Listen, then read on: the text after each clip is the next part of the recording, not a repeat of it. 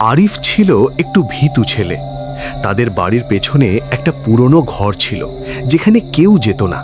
সবাই বলতো রাতে ওই ঘর থেকে অদ্ভুত শব্দ আসে। একদিন তার বন্ধুরা তাকে চ্যালেঞ্জ দিল, তুই যদি সাহসী হোস তাহলে আজ রাতে ওই ঘরে 10 মিনিট থাক। আরিফ ভয় পেলেও রাজি হলো। রাতে সে একটা ছোট লণ্ঠন নিয়ে ঘরে ঢুকলো। ঘরটা অন্ধকার, দেয়ালে ছায়া নড়ছে। হঠাৎ ঠক ঠক ঠক। আরিফ ভয়ে কাঁপতে লাগলো। সে দরজার দিকে দৌড়াতে যাচ্ছিল, কিন্তু নিজেকে থামালো। সে মনে মনে বলল, না, আমি পালাবো না, আমি ধৈর্য ধরব।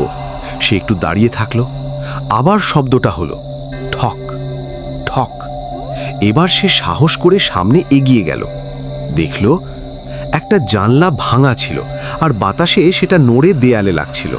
আর একটু পর সে দেখল একটা বিড়াল কোনায় বসেছিল, সেটাই মাঝে মাঝে শব্দ করছিল। আরিফ হেসে ফেলল। সে বাইরে এসে বন্ধুদের বলল, ভূত না, সবই ছিল স্বাভাবিক জিনিস।